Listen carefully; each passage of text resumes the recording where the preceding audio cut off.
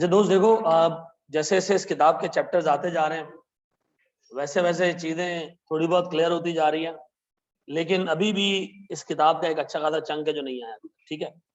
इसमें एक स्टैट्स का चैप्टर है। अब वो स्टैट्स का चैप्टर है, जितनी मेरी बात हुई आई कैप वालों से, वो स्टैट का चैप्टर बन गया था, आई कैप ने उस चैप्टर को डेवलपर से लेकर रिजेक्ट कर दिया है।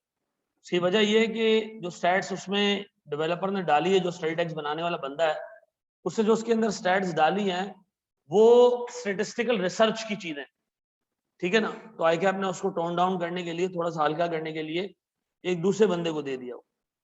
दूसरी चीज ये है कि सर जो फॉरेक्स वगैरह की चीजें हैं वो डल गई हैं कोर्स के अंदर, और वो भी इन्होंने अपेरेंटली छापी हैं, यहाँ वहां से छाप के की। हम आई डोंट नो कि किस तरह लेके चलेंगे, लेकिन डाउन द लाइन किताब में ठीक ठाक चेंजेस आएंगी। दूसरी चीज ये मैं कैटेगोरिकली बता भी रहा हूं कि किताब का देर से आना विल बी फैक्टर्ड इन, ये फैक्टर इन किया जाएगा आई कैप के एग्जाम के अंदर, ठीक है। जो भी आपका पेपर होगा उसमें ये चीज फैक्टर इन की जाएगी कि आपका ये किताब क्या हुई थी, लेट आई थी, इनफैक्ट अभी भी नहीं आई है, ठीक है ना। तो ये फैक्टर इन किया जाएगा। इसलिए मैंने बच्चों को काफी इंकरेज किया कि जिसका बीएमबीएस का जिन्होंने पेपर दिया था नहीं निकला, वो एमएसए जरूर दें, ये एमएफए का पेपर जरूर दें। उसका रीजन ये है कि यार इस अटेम्प्ट में कंपैरेटिवली चीजें आसान होंगी। हैविंग सेड दिस, रेगुलर और रिफ्रेशर दोनों को मैं एक बात बता रहा हूँ, जिनका आज पहली क्लास है, जो पहले से पढ़ रहे हैं, बाय फार ये पूरे कैफ का सबसे लेंथीएस्ट कोर्स है, ठीक है, सबसे बड़ा कोर्स, सबसे बड़ा, ठीक है। क्यों? क्योंकि मैं जब भी ये सारी किताब आ गई, ये चीजें देखी हैं, तो उसमें थ्योरी भी है, दो वो थ्योरी को 30-35 नंबर की है, लेकिन थ्योरी का एक्सटेंड काफी ज्यादा है, ठीक है। जो प्रैक्टिकल चीजें जैसे एनपीवी का एक टॉपिक है, बजटिंग का एक टॉपिक है, आप ये चीजें काफी सारे लोगों ने कॉस्टिंग में पढ़ी होंगी, ठीक है, लेकिन कॉस्टिंग में इनका लेवल था लेवल 1, यहां लेवल है लेवल 2, ठीक है ना, यानी थोड़ा सा एडवांस, ठीक है। तीसरी चीज ये है कि यार इसके अंदर एक टॉपिक और ऐड हुआ है वर्किंग कैपिटल का, वो आप लोगों ने देखना है, ठीक है। फॉरेक्स आप लोगों ने देखना है। तो भाई मसला सारा ये है, ये जो सारी तमीद में बांध रहा हूं ना, आगे मैंने अपनी एक डिमांड रखनी है। वो डिमांड ये है कि भैया आप लोगों ने टाइम देना है, ठीक है ना। पैसे हमने जितने रखे हैं ना, उतने में आप एक दफा जाके कहीं खाना खा लो ना, तो उससे ज्यादा पैसे आपके बच जाते हैं, ठीक है, मतलब एक रीजनेबल जगह पे, ठीक है ना। मैं भी आप शायद ऐसी जगह जाते हो जहाँ हमको पैसे भी मिलते हो खाना में, ठीक है ना। अच्छा जी, अब किसी ने किताब देखी, उसने कहा यार इसमें तो थ्योरी है। वही किताब में हमेशा थ्योरी होती है, कॉस्टिंग की किताब उठाओ तो उसमें तुम्हें थ्योरी मिलेगी। मसला ये, सवाल किताब उन्होंने ऐसे बनाई कि जो बंदा पढ़ रहा हो ना, तो उसको किताब पढ़ाए बैठ गए, ठीक है ना। तो अनफॉर्चुनेटली वो जिस तरीके से ड्राफ्ट हुई है, उन्होंने 4 चैप्टर सीए फाइनल के उठाए, 2 चैप्टर बीएफडी से उठा लिए, ठीक है ना। यहां वहां से वो पान बनाता है ना, अब बीच में छालियां नहीं है, छालियां पिसने गई भी है कहीं, वहां से आएगी तो वो पान बना के आपके मुंह में डाल देगा, ठीक है ना। तो वो रुका हुआ है। तो मेरा जो तमीद बांधी है वो सुन लो पहले। तो आप लोगों ने मेरे बच्चों थोड़ा सा टाइम देना है, टाइम इन द सेंस ये कि इस सब्जेक्ट को ईमानदारी से कवर करने के लिए ना, मिनिमम इस पॉइंट से हमें 200 घंटे देने, इस पॉइंट से हमें कम से कम 200 घंटे देने से, ठीक है। तो उन 200 घंटों में हम करेंगे ये कि हम अभी एक टॉपिक स्टार्ट करेंगे, और हम जो है वो मतलब आगे से 2-2.5 क्लासेस के आगे से ना अपनी क्लास के 2 हिस्से रखा करेंगे। एक हिस्सा रखेंगे हम प्रैक्टिकल का, एक हिस्सा रखेंगे हम थ्योरी का, ठीक है। दोनों जो है वो मैं साथ चलाऊंगा, क्योंकि अगर मैंने किसी एक को कॉर्नर कर दिया ना कि यार मैं पहले प्रैक्टिकल लेके चला, वो खत्म किया, फिर मैं थ्योरी पढ़ाना शुरू की, तो मतलब वजन फिर आउट हो जाएगा चीजों का, ठीक है। अच्छा, दूसरा ये आपकी जिम्मेदारी क्या है, आपकी जिम्मेदारी है कि आई कैप की किताब वो वाहिद सोर्स है जिसमें हमें ये पता है कि कोर्स में है क्या। अगर उसमें मैं कोई चीज छुड़वा दूं, तो वो तो मेरी पूरी कोशिश रहेगी किताब के सामने रख के मैं पढ़ाऊं आपको। अगर मैं कोई चीज छुड़वा दूं, ठीक है जी, तो अच्छा बीएम वाली थ्योरी भाई 100% कोर्स में खुद पढ़ाऊंगा, ठीक है। पहले मेरा इरादा था कि मैं साथ भाई से एक पोर्शन पढ़ा दूं, लेकिन शायद वो बीमार भी हैं और जो अभी हालात चल रहे हैं, तो मैं रिस्क नहीं लूंगा, मैं ये पूरा का पूरा कोर्स 100% कोर्स में खुद पढ़ाऊंगा, ठीक है जी। और मैं पढ़ाना इसलिए भी चाहता हूं ताकि बाकी लोग भी इस कोर्स से कुछ सीख लें, ठीक है ना। क्योंकि हमारे lecture as it is copy हो रहे हैं, और ऐसे वैसे नहीं, डॉट तक का फर्क नहीं डालना है लोग, ठीक है। मैं बताया ना मैंने आपको, मैं लाहौर में बात की कि भाई ये जो आप मेरी चीजें कॉपी कर रहे हैं, अल्लाह के वास्ते कुछ चेंज कर दे। आज अल्लाह का शुक्र उन्होंने चीजें चेंज कर दी, 1 0 गायब कर दिया, ठीक है ना। तो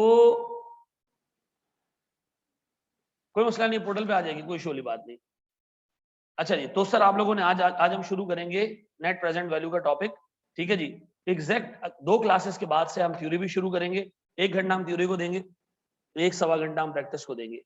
लेकिन देखो एक बात और, जो थ्योरी आएगी ना वो भी प्लेन थ्योरी नहीं होगी। जो थ्योरी डली है ना वो प्रैक्टिकल थ्योरी है। प्रैक्टिकल थ्योरी समझ लो, मिसाल के तौर पर मैं आपको एक डिसीजन मेकिंग का मॉडल समझा रहा हूँ, एक डिसीजन मेकिंग का मॉडल समझा रहा हूँ कि जी आप वो वापडा के चेयरमैन, थ्योरी कैसी वो सुन लो जरा। आप वापडा के चेयरमैन हो। वापडा कौन सी ऑर्गेनाइजेशन है? गवर्नमेंट की ऑर्गेनाइजेशन है जो शायद सिंध के अलावा सब जगह बिजली फराहम करती है, पक्का। आप हो वापडा के चेयरमैन, ठीक है। आपके पास आते हैं इमरान खान साहब, बिल्कुल बिल्कुल बिल्कुल, मैं सबके लिए बात कर रहा हूं, ठीक है जी। आपके पास आते हैं इमरान खान साहब। इमरान खान साहब कहते हैं जी मेरा लिया में एक जलसा है और मैं वहां जाकर ना एक अनाउंसमेंट करने वाला हूं कि हम बिजली के रेट कम करने वाले हैं। क्या कम करने वाले हैं? बिजली के रेट कम करने वाले हैं। आप एक काम करें, मुझे रिपोर्ट बना के दे दें कि हम बिजली के रेट कितना कम कर सकते हैं। तो आपने एज अ वापडा चेयरमैन कहा सर बिजली के रेट कम करने का क्या मतलब है? तो मैंने कहा वापडा एक गवर्नमेंट ऑर्गेनाइजेशन है, मैं गवर्नमेंट हूं, मैं इमरान खान हूं, मैं तुम्हें कह रहा हूं कि रेट कम करने, ठीक है जी। तो आपने कहा ठीक है सर, मतलब ब्रेक इवन पे लाना है, सारा प्रॉफिट खत्म कर देना है। मैंने कहा जी आप मुझे बताओ हम बिजली की कीमत को कितना कम कर सकते हैं, क्योंकि मैं जाके क्या करूंगा, लिया में जाके ऐलान करूंगा और इसका पूरा पूरा पॉलिटिकल बेनिफिट लूंगा, ठीक है ना। अब आप सामने खड़े हो, मैंने कहा बेटा अगर काम नहीं किया ना तुझे लात मार दूंगा, और अगर काम कर लिया तो अगले 5 साल भी हमारी गवर्नमेंट है, हम इस इदारे को नेशनलाइज रखेंगे। अब आपके पास एक मसला आ गया है। अब आप जो एक डिसीजन लेना है आपने कि आप रिपोर्ट बना के दो या ना दो, आप एक एथिकल डिलेमा में फंसे हुए कि अगर रिपोर्ट बना के देता हूं तो जॉब सिक्योर्ड, हुक्म का जो है वो पासदारी भी हो जाएगी कि मैंने हुक्म मान लिया, प्रिंसिपल ऑफ ओबीडियंस भी हो जाएगा, जॉब भी बच जाएगी, अगले 5 साल की सिक्योरिटी भी मिल गई, ऐसा। लेकिन अगर मैं ना दूं रिपोर्ट तो जॉब तो जाएगी। हाँ मैं एथिकल स्टैंडर्ड्स मीट कर लूंगा, जो एक चार्टर्ड अकाउंटेंट को एथिकल स्टैंडर्ड्स मीट करने चाहिए वो मैं मीट कर लूंगा। लेकिन नुकसान क्या होगा मुझे? जॉब गई, और सर अगर ये लोग जीत गए अगली गवर्नमेंट में और मैं बचा हुआ तो ये मुझे उठा उठा के चमाटे मार के बाहर फेंकेंगे। हाँ अगर ये नहीं जीते तो शायद मेरी जॉब बच जाए, ठीक है ना। अब आप एक एथिकल डिलेमा में फंसे हो। अब आपसे एग्जामिनर ऐसा सिनेरियो पूछेगा और कहेगा कि बताओ टक्कर्स मॉडल के हिसाब से बताओ क्या करना चाहिए, बताओ accounting American association of accountants का एक मॉडल है AAA मॉडल, उसके हिसाब से बताओ क्या करना चाहिए। तो भाई जो आपकी थ्योरी भी आएगी मेरे बच्चों वो प्योर प्रैक्टिकल होगा, वो थ्योरी नहीं होगी, रट्टा वाली थ्योरी इसमें नहीं है। तो इसलिए ये जरूरी है कि ना सिर्फ हम इस चीज को आगे लेके जाएं बल्कि हम उसकी ड्राफ्टिंग भी करते जाएं वक्त के साथ साथ, ठीक है जी। तो ड्राफ्टिंग स्किल्स पे भी हमने काम करना है, इन द सेंस ये कि आपको अंग्रेजी इतनी लिखनी आनी चाहिए कि जब वो सिनेरियो पूछे, अच्छा देखो उसमें अंग्रेजी है बड़ी आसान, जो सिनेरियो है ना उसी को आपने रिप्रोड्यूस करते रहना, ठीक है ना। तो साथ दोगे इस पे, ठीक है जी। आप लोगों ने कोई रोना नहीं डालना है कि भाई क्लास 3 घंटे की हो रही है, 2.5 घंटे की हो रही है, आप लोगों ने कॉपरेट करना है, ठीक है। देखो मेरा और आपका ना एक कॉमन बेनिफिट है, इस बैच में जितने ज्यादा लोग मैं पढ़ाऊंगा और जितने ज्यादा को पास कराऊंगा, मैं इसमें पूरे पाकिस्तान में लीड करना चाहता हूँ चीजें। आपका ऑब्जेक्टिव क्या, आपने इसको क्या करना है? तो सीधी सी बात है, हम दोनों के ऑब्जेक्टिव जहां अलाइंड है, दोनों रिजल्ट्स क्या चाहेंगे? पास पास हो जाए, एटलीस्ट सबके पास हो। मेरिट गोल्ड मेडल अल्लाह के हाथ में, लेकिन एटलीस्ट सबका पेपर क्या होना चाहिए? पास होना चाहिए, ठीक है जी। तो मेरे और आपके ऑब्जेक्टिव सेम है, तो मेरे ख्याल में हमें जो है वो मिलकर काम करना, कि मिलकर काम करने में आसानी है। हम दोनों एक दूसरे को किसी जगह पे हमारा कॉन्फ्लिक्टिंग रोल नहीं है, पक्का। आपको पास कराना है, मेरा भी ऑब्जेक्टिव है, मेरे ऑब्जेक्टिव के रिजल्ट्स कुछ और है, मुझे नोट नजर आ रहे हैं। आपका ऑब्जेक्टिव क्या है? पेपर पास करना है, आपको भी लॉन्ग टर्म में नोट नजर आ रहे हैं। डन? अच्छा जी, मैं स्टार्ट से ही पढ़ाऊंगा बेटा, स्टार्ट से ही पढ़ाऊंगा। आज हम अपना पहला टॉपिक शुरू करने जा रहे हैं। पोस्ट बजट बैच वालों के लिए पहला टॉपिक है, पोस्ट बजट नहीं, पोस्ट रिजल्ट चर्सी, पोस्ट रिजल्ट बैच के लिए पहला टॉपिक है। और बाकी लोगों के लिए जो टॉपिक है, अच्छा पोस्ट रिजल्ट वालों के लिए जो पिछले टॉपिक सोच चुके हैं उनका क्या होगा? पूरा आपको कराया जाएगा, ठीक है ना। आपको रिकॉर्डेड पे नहीं डालूंगा मैं, ठीक है, क्योंकि उसमें हमने रिकॉर्डेड में आराम से चीजें की है, ठीक है ना। तो आपको दोनों मिल जाएंगे, आपने रिकॉर्डेड देखना रिकॉर्डेड देख लेना, आपको लाइव पढ़ना है हम लाइव पढ़ा देंगे। डन। अच्छा जी, चलें जी, अपने पास सेटिंग डालेंगे जनाब जी। कोर्स शुरू तो हो जाए पहले यार, अंदाजा हमारा ये है कि हम 1 महीना पहले खत्म, ठीक है ना। रेगुलर वालों का 1 महीना पहले हो जाएगा, तुम लोग का 6-7 दिन ऊपर चले जाए हैं। हाँ तो खत्म हो गई ना, आता तो है नहीं तू। जी मेरा बच्चा जी,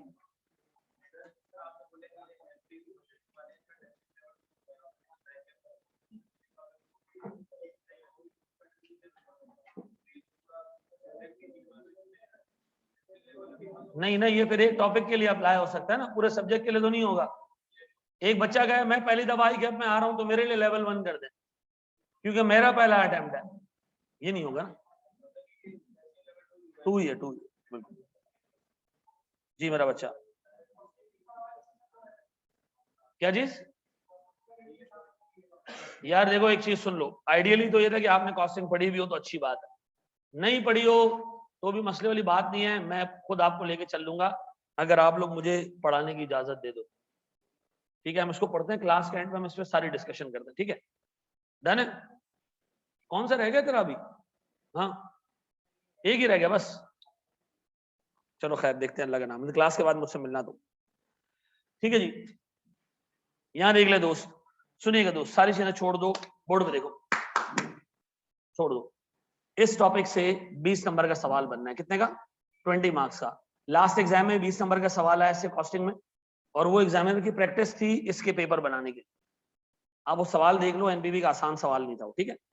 ये 20 नंबर का सवाल इस अटेम्प्ट में आएगा, ये दिमाग में रखना, ठीक है जी। ईमानदारी से सारा काम करना क्लास का, जो होमवर्क देके जाऊंगा ना आज, वो मुझे अगली क्लास से पहले मतलब आप कंप्लीट करके आए, ये आपकी जिम्मेदारी है, ठीक है ना। अभी भी अगर कोई बंदा मतलब इस सब्जेक्ट में सीरियस नहीं होगा, अल्लाह की कसम तुम इस दफा फेल हो जाओ ना, तुम अगली दफा पास होके दिखा दो, ये मैं तुम्हें बता रहा हूँ कि ये सब्जेक्ट सीधा नहीं है, तो पढ़ोगे ना अंदाजा हो जाएगा तुम्हें, ठीक है जी। प्रैक्टिकल और थ्योरी का रेशियो क्या है सिलेबस में? सर थ्योरी जो है वो इसकी तकरीबन 35 मार्क्स की है, पेपर में जो आएगी 65 नंबर का प्रैक्टिकल होगा। लेकिन अगेन जो प्रैक्टिकल पेपर है, जो प्रैक्टिकल साइड है, वो बहुत मुश्किल है। पास कराने वाली चीज इसमें तुम्हारी जो है वो दोनों है, थ्योरी भी करनी है तुमने अच्छे से, प्रैक्टिकल भी अच्छा करना है। कोई बंदा ये सोचे कि मैं थ्योरी हल्की रखूंगा प्रैक्टिकल करके चला जाऊंगा, नहीं होगा पास, नहीं होगा पास। सर अगर मैं सारा थ्योरी रट्टा लगा लूं तो शायद कभी भी पास नहीं, ठीक है ना। बड़े हम आगे दोस्त, सर सुनिएगा दोस्त, नेट प्रेजेंट वैल्यू एक टॉपिक है इन्वेस्टमेंट अप्रेजल का, सुनना सारी चीजें छोड़ दो। मुझे एक बात बताओ सर, मैं एक इन्वेस्टर हूं, क्या हूं? एक इन्वेस्टर हूं, ये मैं हूं, ये एक बैंक है, बड़ा बेसिक सा मैं बात करूंगा सर। बैंक से मैंने लोन लिया, बैंक से मैंने लोन लिया, किस रेट पे? 10% पे। कितने का लोन लिया मैंने? 100 रुपए का। ये 100 रुपए का लोन मैं आगे इस्तेमाल करना चाहता हूं डिफरेंट चीजों के ऊपर। तो बताओ सर, अगर ये 100 रुपए का लोन जो मैं 10% पे ले रहा हूं, मैं किसी जगह इन्वेस्ट करूंगा तो मुझे क्या चाहिए वहां से? एटलीस्ट 10% से ज्यादा का रिटर्न चाहिए, ऐसा। अगर मुझे 10% का ही रिटर्न मिले तो मैं जो कमाऊंगा बैंक को दे दूंगा। अगर मुझे 10% के कॉस्ट पे पैसा मिल रहा है, ये पैसा 10% की कॉस्ट पे मिल रहा है, क्या मतलब? 100 रुपए जो मुझे मिले, मुझे इसका किराया देना है। कितना किराया देना है? सूद जो है वो टेक्निकली पैसे का किराया, ये मैंने किराया देना है इसका। तो मैं आगे क्या करना चाहता हूं? इससे इतने कमाना चाहता हूं कि 10% से कुछ ना कुछ ऊपर हो, ऐसा। तो अगर मैं 10% से ऊपर कमाऊंगा तो मुझे क्या होगा सर? फायदा होगा। अगर 10% से ऊपर नहीं कमाऊंगा तो मुझे कोई फायदा। अच्छा अब बताओ, अगर मैं ये बैंक ए से 10% पे लोन लेता हूं और आगे दुनिया में एक ऐसा बैंक भी एग्जिस्ट करता है, बैंक बी, जो मुझे 12% का रिटर्न दे रहा है, क्या मुझे इस प्रोजेक्ट में पैसे डालने चाहिए? हाँ बिल्कुल डालने चाहिए। क्यों? यहां से 12 मिलेंगे, 2% रख के बाकी इसको दे दूंगा, ऐसा। सर अगर मैं किसी ऐसे बैंक में इन्वेस्ट करूं जो 10% का रिटर्न देता है, तो भाई आप करोगे क्या? 10% कमाओगे, वो 10% आगे दे दोगे, हमें कोई फायदा नहीं होगा। तो सर हमने भी ये देखना है कि आगे जो हम पैसा इन्वेस्ट कर रहे हैं, क्या हमें अपने रिक्वायर्ड रेट से ज्यादा रिटर्न मिल रहा है या नहीं मिल रहा, हमने ये देखना है। हमें अपने रिक्वायर्ड रेट से ज्यादा रिटर्न मिल रहा है अच्छा, रिक्वायर्ड रेट कितना हमारे सवाल में? 10%। अब गौर से देखना मेरे बच्चों, मैं आपके सामने रख रहा हूं एक सवाल।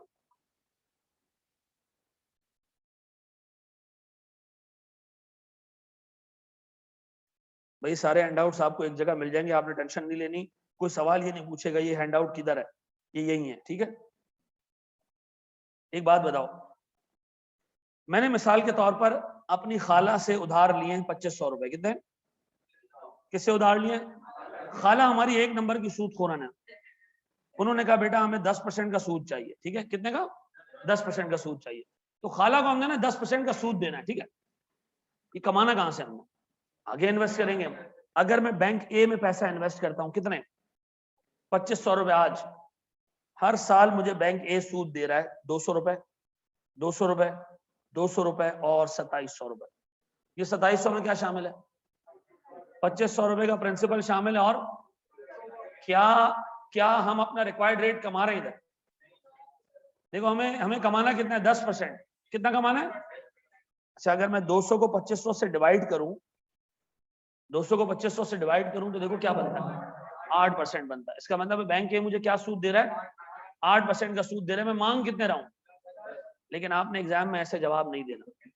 एग्जामिनर ने कहा आप डिसीजन लें एनपीवी के थ्रू। किसके थ्रू? एनपीवी के थ्रू। अच्छा, वैसे डिसीजन ले सकते हो ऐसे? हाँ। हमने मांगे कितने बैंक से? बैंक दे कितना रहा है? तो नहीं डालो पैसे इसमें, ऐसे ही है ना। दिस इज दैट सिंपल कि आपको अगर 10% का रिटर्न चाहिए और बैंक आपको 8% का रिटर्न दे रहा है तो स्ट्रेट नो सर। लेकिन एग्जामिनर क्या कह रहा है कि क्या करो उसको? अच्छा, एनपीवी निकालो। इसकी एनपीवी कैसे निकाले वो देखिए। ना ना ना ना, अब बताओ सर मेरे भाई, 0, 1, 2 और 3। बताओ डे 1 पे हमारे जेब से पैसे जा कितने रहे? 2500। फिर पैसे आ कितने रहे? फिर कितने? और फिर 2700। ऐसा मैं इन सारे कैश फ्लोज की प्रेजेंट वैल्यू निकालूं किस रेट से? रिक्वायर्ड रेट से। सुनो सुनो सुनो सुनो सुनो, निकालो प्रेजेंट वैल्यू की। प्रेजेंट वैल्यू निकालने आती है, जैसे 2500 की मैं प्रेजेंट वैल्यू निकाल रहा हूं। 2500 divided by 1 + 10% raise to the power 0। Sir 200 divided by 1 + 10% raise to the power 1। Sir 200 divided by 1%, 1 + 10% raise to the power 2। And last 2700 divided by 1 + 10% raise to the power 3। मुझे बताओ क्या आ रही है इन सब की प्रेजेंट वैल्यूज? 2500 की प्रेजेंट वैल्यू भी 2500 ही होगी। 182 पक्का? 1। आप बताओ नेट करो क्या आ रहा है?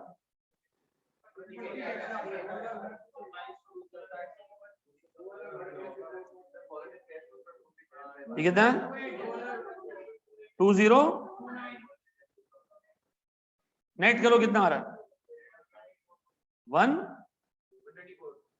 124 नेगेटिव। नेगेटिव इसका मतलब ये है कि ये प्रोजेक्ट आपको 10% का रिटर्न नहीं दे रहा, उससे क्या दे रहा है? कम रिटर्न दे रहा है। और अगर आप 3 साल इस प्रोजेक्ट में रुको तो आपको प्रेजेंट वैल्यू टर्म्स में 124 रुपए का लॉस है। प्रेजेंट वैल्यू टर्म्स में 124 रुपए का लॉस है। तो क्या हमें इस बैंक में पैसे डालने चाहिए? नहीं डालने चाहिए।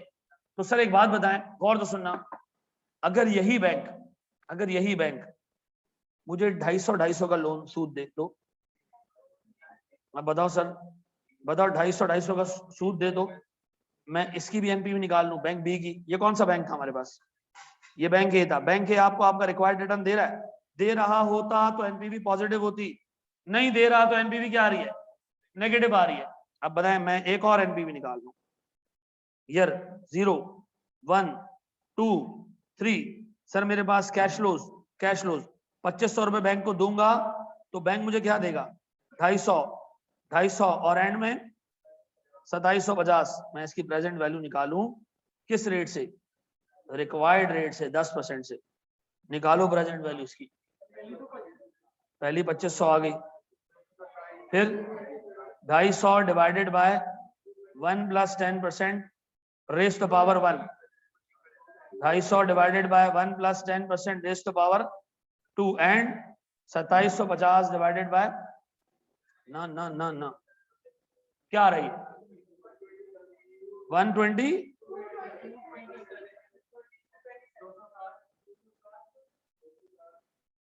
और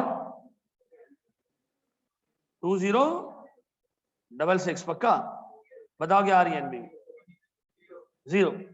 जीरो का मतलब आप मांग भी 10% रहे और मिल भी 10% रहे, अपनी जेब में हमारे लिए कोई इनकम। अच्छा, जब आप मांग रहे थे 10%, ये प्रोजेक्ट दे रहा था 8%, तो आपकी एनपीवी क्या आई? नेगेटिव आई। नेगेटिव का मतलब 3 सालों में मुझे 124 रुपए का टोटल लॉस होगा। कितने सालों में? 3 सालों में। प्रेजेंट वैल्यू टर्म्स में मुझे 124 का लॉस होगा। नीचे वाले प्रोजेक्ट में, नीचे वाले बैंक में ना कोई गेन ना कोई लॉस, 10% ले रहा हूं आगे दे रहा हूं, 10% ले रहा हूं आगे दे रहा हूं, मेरी जेब में कुछ भी नहीं जा रहा। अब बताओ सर, अगर मैं आपसे कहूं कि मेरे पास दूसरे बैंक के बाद एक और बैंक भी है, दैट इज बैंक सी, ये दे रहे हैं मुझे 2500 रुपए 300 का रिटर्न। कितने सौ का?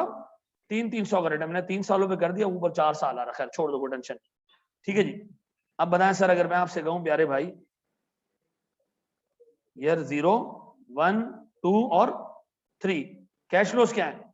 2500 आज दो, कितने लो? 300, 300 और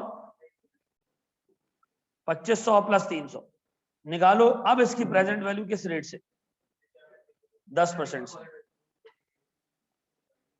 2500 फिर से 300 divided by 1 plus 10% raise the power 1, कितना? ये कितना है? 273 कर लो, 2 कर लो, एक ही बात है यार। फिर 248 और 21। अब बताओ टोटल क्या आ रहा है? 125 पॉजिटिव। पॉजिटिव इसका मतलब है सर, अगर आपने इस पर बैंक में पैसे डाले तो आपको कुछ ना कुछ पैसा बचेगा। ऐसा आपको अपनी जेब में पैसे डालने के लिए बचेंगे।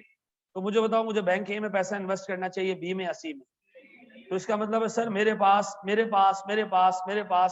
एक समरी, मेरे पास एक समरी, जितने भी पॉजिटिव एनपीवी वाले प्रोजेक्ट्स होंगे उसमें पैसा इन्वेस्ट करें, क्योंकि आपका रिटर्न ज्यादा होगा आपके रिक्वायर्ड रेट से। ऐसा अगर एनपीवी नेगेटिव आ रही है, जैसे हमारे पास पहले बैंक की एनपीवी थी नेगेटिव, उसका मतलब है भाई आप इधर इन्वेस्ट ना करें, डू नॉट।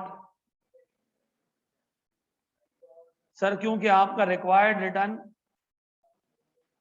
यानी आपका जो रिटर्न है वो कम है, किससे? रिक्वायर्ड रिटर्न से। और एनपीवी अगर क्या हो? 0, तो इनडिफरेंट का मतलब पैसे डाल भी दोगे कमाओगे नहीं, नहीं भी डालोगे कुछ नहीं कमाओगे, मर्जी तुम्हारी। फिर यहां हमारे पास जो रिटर्न है वो बराबर है किसके? रिक्वायर्ड रिटर्न के। ऐसा तो मुझे एक बात बताओ सर, हमारा डिसीजन मेकिंग मैकेनिज्म क्या होगा कि आपने करना क्या है? उस जगह पैसे इन्वेस्ट करने जहां एनपीवी क्या है? पॉजिटिव है। एनपीवी पॉजिटिव कैसे आएगी? एनपीवी कैसे कैलकुलेट करेंगे? कैश फ्लोज की प्रेजेंट वैल्यू निकालेंगे किससे? रिक्वायर्ड रेट से। देखो बैंक भी आपको क्या रिटर्न दे रहा था, पहले बैंक ए का बताओ। Bank A was effectively giving you 8% return. जब आपने इसकी डिस्काउंटिंग की 10% से, तो एनपीवी क्या आई? नेगेटिव आई। आप मांग कितना रहे थे और बैंक दे कितना रहा है? तो आपने कहा नहीं, पैसे नहीं डालने इधर। सर अगर मैं मांग भी 10 रहा हूं, बैंक दे भी 10 रहा है, मैं मांग भी 10 रहा हूं, बैंक दे भी 10 रहा है, तो मुझे बताओ एनपीवी क्या आ रही है मेरे पास? 0 आ रही है। क्यों? जितना आप मांग रहे हो उतना आपको दे रहे हैं, आप ज्यादा नहीं कमा रहे हो। सर अब बताएं, तीसरे केस में जाऊं तो मैं मांग रहा हूं 10, बैंक दे कितना रहा है? तो सर मुझे कैसे पता चला बैंक ज्यादा दे रहा है? सर एनपीवी पॉजिटिव आई। पॉजिटिव एनपीवी क्या इंडिकेट करेगी? कि हम अपने रिक्वायर्ड रेट से ज्यादा कमा रहे हैं। नेगेटिव एनपीवी क्या इंडिकेट करेगी? कि हम अपने रिक्वायर्ड रेट के मुकाबले में कम कमा रहे हैं। जीरो एनपीवी क्या इंडिकेट करेगी? अगर मैं आपसे कहूं कि मुझे एक डिसीजन लेना है, वो क्या है? सारे पॉजिटिव एनपीवी प्रोजेक्ट में पैसे डालो और किसी जगह पैसे ना डालो। पक्का? पक्का? ये बेसिक बात समझ आ गई। अब हमने एनपीवी निकालना सीखनी है डिटेल में। ये अगर आपने कॉपी करना है तो कर ले। सवाल छोड़ दें आप लोग, ये सवाल देखना है आप।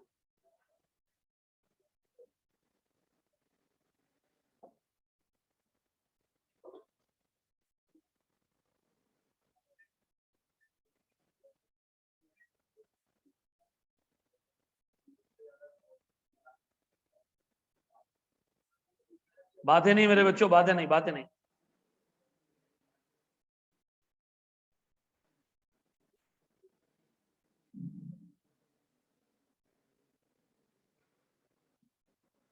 जी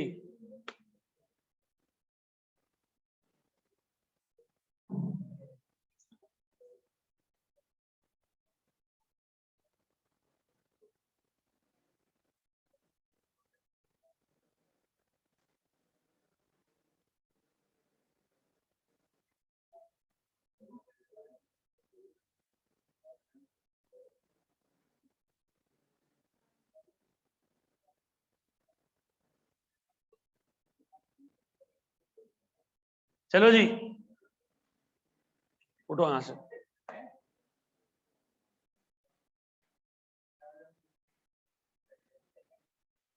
वो पीछे जाके बैठो,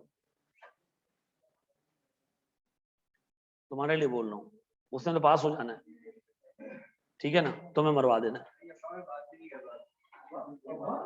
7 बाप की जगह होता है, सही कह रही। अभी तो आई कैप की भूखी देखनी है।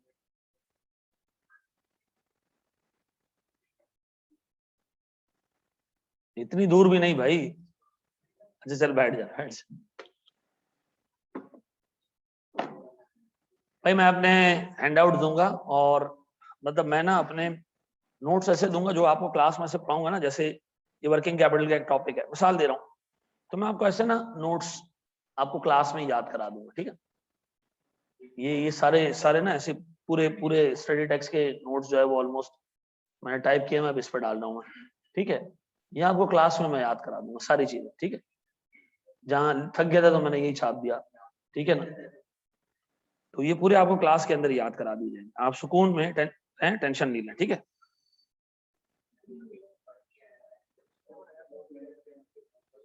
ये मेरे बेटे ने किया है तो मैं चेंज नहीं किया, ठीक है। उसने बराबर में ड्राइंग की है।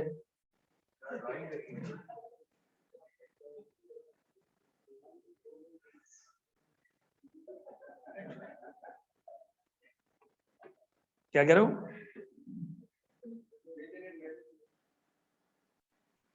इसकी शक्ल बनाई है बताइए, इसी शक्ल में आता मेरा बेटा। आप समझ तो स्पाइडरमैन है, पता नहीं बैटमैन है। बता रहा हूं आपको, दरवाजा बंद रखा करो घर का।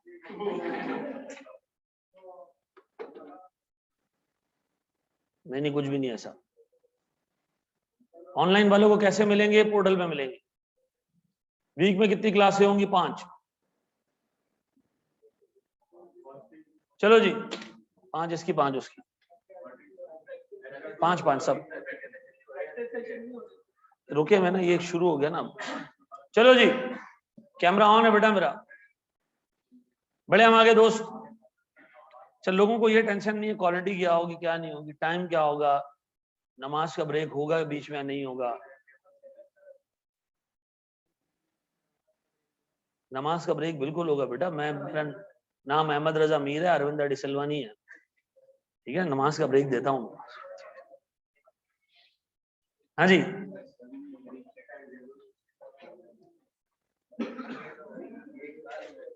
क्लास हो जाए उसके बाद बैठ के बात। क्लास में हर चीज पे उंगली। जी, नमाज पढ़ेंगे तो मेरिट आएगा इंशाल्लाह, इंशाल्लाह। चले हम आगे जाएं।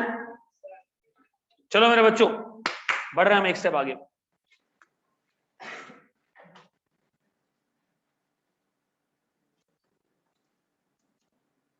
कौन सी वीडियो देख रहा है भाई तू? कह रहा सर आप वीडियो में नजर नहीं आ रहे। चले जी हम आगे जाएं दोस्त।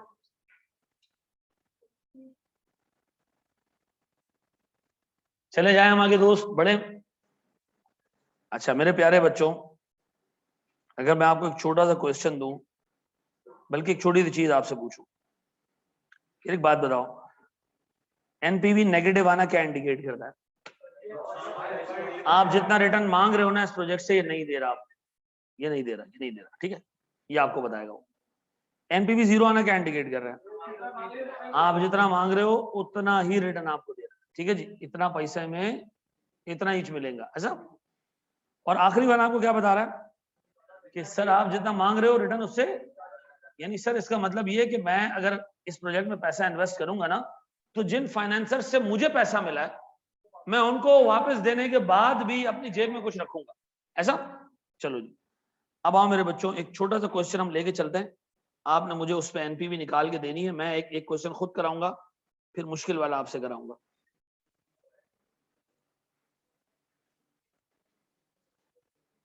या आपको पूरा हैंड आउट मिल जाएगा, आप सुकून में रहें, इस वक्त सवाल की चीजें को देखें। बोर्ड पे देखना, बोर्ड पे देखो, बोर्ड पे देखो, छोड़ दो सारी चीजें, समरी शो कर दें, पहले कर लो समरी, लिख लो समरी वाले। कॉस्टिंग के सिर्फ 2 टॉपिक हैं इसके अंदर, बजटिंग और एनपीवी, बस।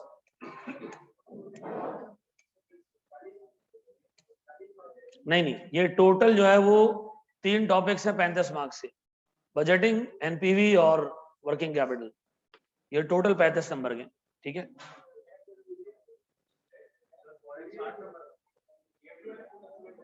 बाकी बीएफडी का पोर्शन है 45 नंबर का, और तकरीबन 30 से 32 नंबर की थ्योरी है।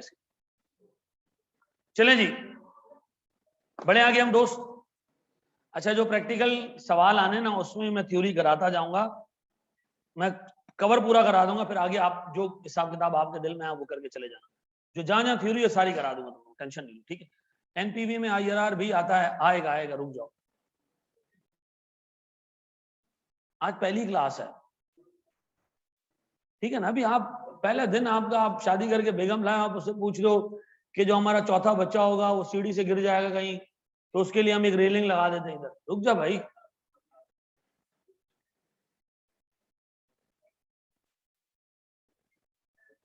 चले जी,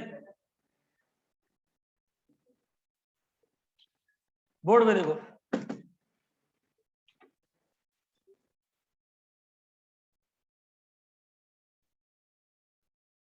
मैं पहले पढ़ा दूं, मैं सारे सवालों का जवाब दे दूंगा, रुक जाता 2 मिनट। सर कह रहे जनाब ABC wishes to invest in a project, ठीक है जी। The project has the following aspects. एक प्रोजेक्ट है, एक बिजनेस आया हाथ, उसमें हमें डे 1 पे ना एक मशीनरी लगानी पड़ेगी, ठीक है जी, एक मशीनरी लगानी पड़ेगी, ठीक है। मिसाल के तौर पर हमने एक जबरदस्ती दुकान खोली है जिसमें हम जूस बेचेंगे, क्या बेचेंगे, जूस बेचेंगे सर। और पब्लिक में मशहूर करने के लिए हमने क्या किया, 2-3 फेसबुक के जो मुंह के फायर होते हैं उनको बुला के तस्वीरें डाल के रिव्यू डलवा दिए, ठीक है जी। अब हमारा ये कारोबार इंशाल्लाह हिट हो जाएगा, ठीक है जी।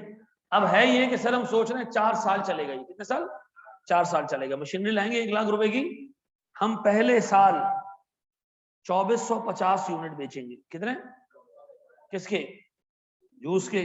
कितने में बेचेंगे, 90 रुपए में। हमारा खर्चा कितना होगा उसमें, 40 रुपए, तो 50 रुपए में बच जाएंगे एक जूस पे। इसी तरह अगले साल डिमांड थोड़ी बढ़ जाएगी, 2600 जूस बेचेंगे हम, ठीक है जी। लेकिन उसके बाद क्या होगा, मार्केट में कंपेटिटर्स आ जाएंगे, तो क्या होगी, हमारी क्वांटिटी सेल्स कम होना शुरू हो जाएंगी। ये मुझे बताओ पास का डाटा है या फ्यूचर का डाटा है, फ्यूचर का डाटा, अंदाजा, सब अंदाजा। फिर सर इसके अलावा हमें 30,000 रुपए एनुअल फिक्स कॉस्ट इंकर करना पड़ेगी, दुकान का किराया, ठीक है जी। सर जब 4 साल पूरे हो जाएंगे ना, ये मशीनरी हम किसी को बेच देंगे कितने में, 20,500 रुपए में, अंदाजा में। इस प्रोजेक्ट को फाइनेंस करने के लिए हमने जो पैसे उठाए हैं वो 18% पे उठाए। बताओ सर इस पैसे की कॉस्ट कितनी है, 18%। जिससे हमने लिए ना वो 18% मांग रहा है सूद इसके ऊपर, तो हमने उसको पैसे वापस करने, डन। और हमने कमाना है इस प्रोजेक्ट से। गौर से सुनना, अच्छे तरीके से सुनना। एग्जामिनर आपसे कह रहे हैं कि कैलकुलेट करो एनपीवी। हर सवाल में मैं एक नई चीज कराऊंगा और वो आपने उसकी वो स्पेशलिटी नोट करते जाना, ठीक है। ये बड़ा बेसिक सा सवाल है।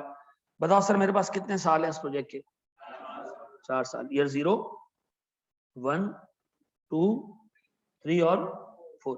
सबसे पहले आपने एनपीवी के सवाल में देखना है कहीं टैक्स तो नहीं है, नहीं लिखो, नहीं लिखो, नहीं लिखो, नहीं लिखो। क्या आपको कहीं टैक्स नजर आ रहा है, नहीं सर, कहीं पे भी टैक्स, कहीं पे भी टैक्स। मेरे प्यारे बच्चों, अगर मैं तुमसे कहूं गौर से देखो, सबसे पहले बताओ, मैं इनिशियल मशीन खरीदूंगा, इसको मैं नाम दे रहा हूं इनिशियल आउटले, कितने का, 1 लाख रुपए की मशीन ले लेंगे, ये जेब से निकल जाएंगे पैसे, गौर से देखना, ये जेब से निकल गया। फिर अब बताओ कुछ आएगा हमारे पास? हाँ सर हमारे पास आएगी सेल्स कितनी? 2450 यूनिट्स हम बेचेंगे 90 रुपए के हिसाब से। 220500। सर हम 2600 यूनिट बेचेंगे कितने में? 85 में। 2600 यूनिट हम बेचेंगे कितने में? 85 में। देखो क्या आ रहा है, जल्दी बोलो, मैं क्लास में। ओके ओके ओके, चलो जी, कितना जी? 2,21,000। थर्ड में देखो जरा जनाब, 2100 इंटू 83, 1,174,300। चौथा सर 1800 इंटू 82, 1,47,600। ये आ गए सर मेरे पास सेल्स। इस सेल्स को पॉसिबल बनाने के लिए मैंने खर्चे किए हैं। कुछ वेरिएबल कॉस्ट है जो हर यूनिट पे लगा है। 40 इंटू 2,450, 90। सर फिर सर 40 इंटू 2600, 1,04,000। सर फिर 45 इंटू 2100, 94। सर फिर मेरे पास 45 इंटू 1800 कितने? 81,000। फिक्स कॉस्ट हर साल दुकान का किराया 30, फिर 30, फिर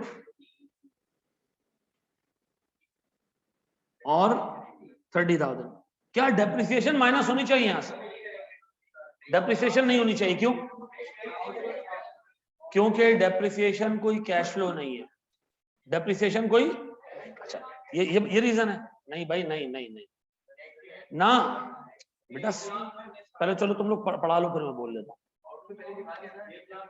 सर जब आपने 1 लाख रुपए का आउटफ्लो यहां ले लिया है, डेप्रिसिएशन इसी की होगी ना, तो दोबारा यहां से माइनस करोगे, हैं? गलत नहीं हो जाएगा? आप मशीन लेने का खर्चा एक दफा इनकॉर्पोरेट कर चुके हो, फिर डेप्रिसिएशन उसके बाद दोबारा अडम्पशन क्या होगी? उसी मशीन की कॉस्ट के हिस्से। आपको नहीं लगता है कि मशीन की कॉस्ट 2 दफा लेस हो जाएगी? तो अगर आप इनिशियल आउटले ले रहे हो तो डेप्रिसिएशन लेने की कोई जरूरत नहीं है, ऐसा? अब बताओ मेरे प्यारे बच्चों, क्या ये मशीन एंड पे बिकेगी? कितने पे बिकेगी? कितने की? 20,500। अब बताओ इधर इंटरेस्ट भी हम पे करेंगे, इंटरेस्ट भी तो पे करना है ना हमने। ये याद रखना सर, जब आप एनपीवी निकालते हो ना, तो आप डिस्काउंटिंग करते हो। क्या करते हो? डिस्काउंटिंग करने से कैश फ्लोज बड़े हो जाते हैं, छोटे हो जाते हैं? छोटे हो जाते हैं। डिस्काउंटिंग करने से कैश फ्लो क्या हो जाता है? छोटा हो जाता है। छोटा होने का मतलब है उसमें इंटरेस्ट का इम्पैक्ट आप डाल देते हो, तो आप अलग से इंटरेस्ट के कैश फ्लोज माइनस करने की जरूरत नहीं है। ऐसा अलग से इंटरेस्ट के कैश फ्लोज माइनस करने की जरूरत नहीं है। अब मैंने ये ऑनलाइन वालों के लिए 1 मिनट बंद किया।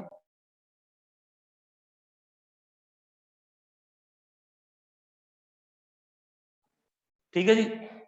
अब बताएं सर, अगर मैं आपसे कहूं प्यारे बच्चों इसका करो टोटल, बताओ क्या कमाएंगे आप? ये 1 लाख है, ये 1 लाख है, ये कितना? 92,500। फिर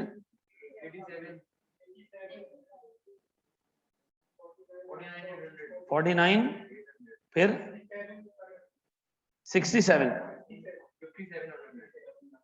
अच्छा मेरे बच्चों अब सुनो, अब आगे टोटल कैश फ्लोज, यानी आप अगर 1 लाख रुपए आज डालो इस प्रोजेक्ट में, आपको मिलेंगे 92,500 पहले साल, 87 दूसरे साल, 49,800 तीसरे साल, और चौथे साल जाके आपको 57 क्या मिले? 57,100।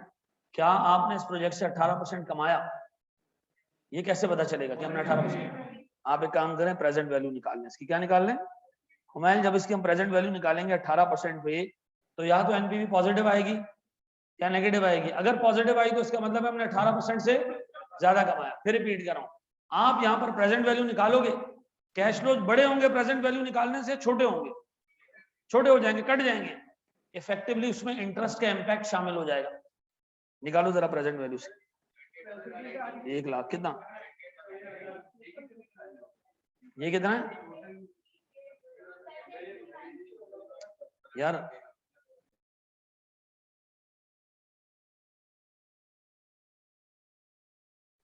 जी फिर 30309, ये 29452 पक्का।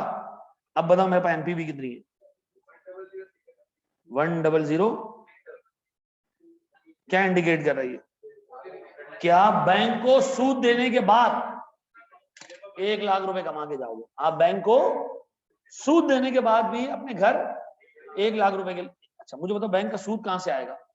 भाई जो आपके कैश फ्लोज छोटे होते जा रहे हैं ना, रिड्यूस होते जा रहे हैं, इसमें फाइनेंसिंग का इम्पैक्ट खत्म होता जा रहा है, ऐसा? अब बताओ सर मेरे पास जो कैश फ्लोज आ रहे हैं, जो मेरे पास एनपीवी आ रही है 1 लाख रुपए की, कैश प्रोजेक्ट में पैसे डालें, कितना कमाएंगे हम इस पे कमाएंगे 1,06,33 रुपए। पैसा किसका? बैंक का। सूद किसको दिया? बैंक को दिया। सूद पे करने के बाद मेरी जेब में कितने बचे? 1 लाख रुपए बचे। क्या इस प्रोजेक्ट में पैसे डालें? हाँ सर इस प्रोजेक्ट में पैसे डालने चाहिए, पक्का? सर अब मैं अगला सवाल दूंगा, थोड़ा सा मुश्किल होगा, शाबाश।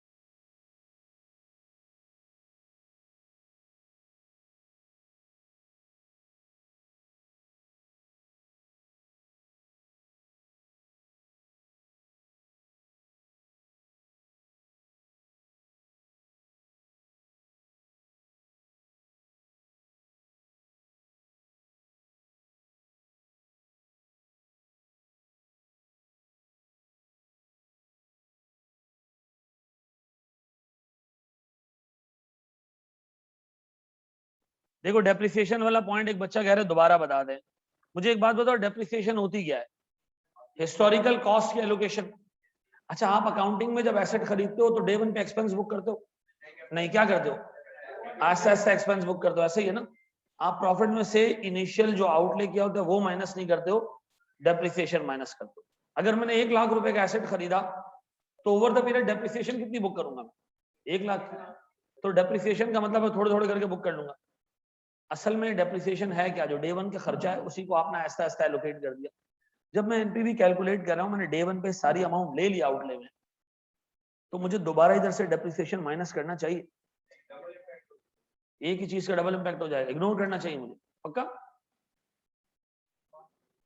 नहीं बड़े हम आगे दोस्त हैं जी। टैक्स डेप्रिसिएशन इसलिए लेते हैं कि हमें टैक्स का प्रॉफिट कैलकुलेट करना पड़ता है। सर का ब्रेक हम देंगे 6:15 बजे।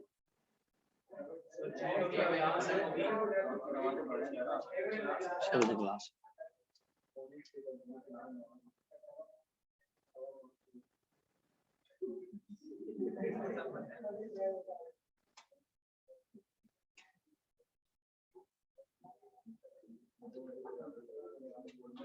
अरसलान, अगले सवाल में तुम इसका जवाब मिल रहा है।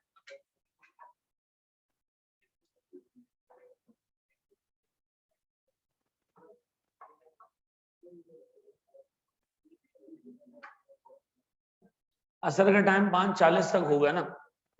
अच्छा हम क्या करेंगे, हम एग्जैक्ट जो है वो 5:30 बजे एक ब्रेक करेंगे, 10 मिनट का आप लोग असर पढ़ लीजिएगा, और फिर हम क्लास को 6 बजे की जगह 6:15 खत्म करेंगे। नहीं टैक्स है?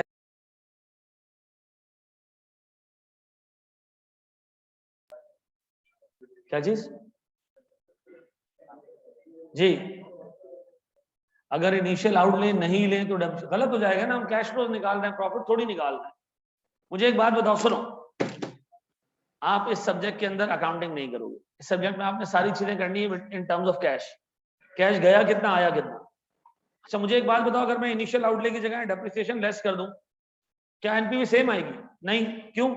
जो खर्चा डे 1 पे हुआ है उसको आप हर साल में डालोगे तो आप प्रेजेंट वैल्यू निकाल लो ना, तो टाइम वैल्यू मनी की वजह से क्या हो जाएगा, एनपीवी डिफरेंट हो जाएगी, ठीक है ना। तो जिस जगह पे जहां खर्चा हुआ आपने वही लेना, ये कैश फ्लो होता है, प्रॉफिट नहीं है, ठीक है। एनपीवी किससे निकलती है, कैश फ्लो से निकलती है, प्रॉफिट से नहीं निकलती है। जो जेन्युइन कैश पेमेंट हुई रिसीट्स आई है वो यहाँ लेनी। डन। दो एक सवाल। मगरिब की अजान 5:15 पे हो जाएगी। अच्छा वो पंजाब साइड पे होगी, यहाँ देख लो, कर लिया कॉपी।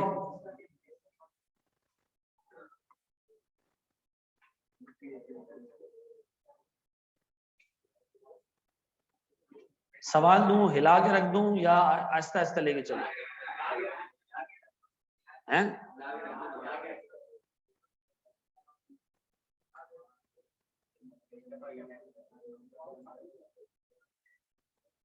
चलो जी, बोर्ड पे देखो, छोटा छोटा आहिस्ता आहिस्ता लेके चलूं।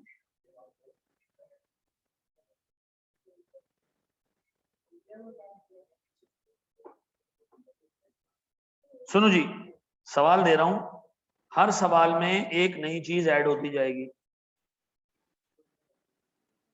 आहिस्ता आहिस्ता लेके चलो। चलो जी,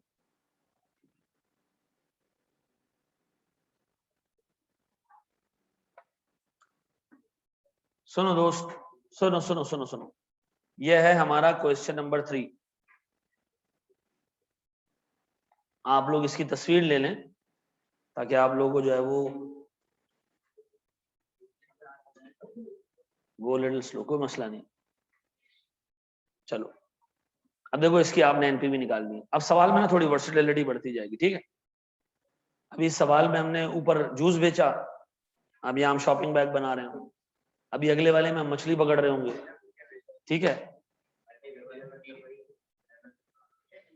अच्छा सुनो, लास्ट सवाल भी दिखा दें, स्क्रीनशॉट लेना। चलो जी, ले लो स्क्रीनशॉट।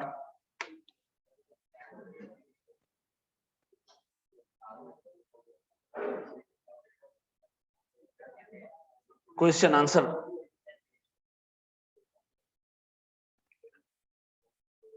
जी, ले लिया स्क्रीनशॉट इसका।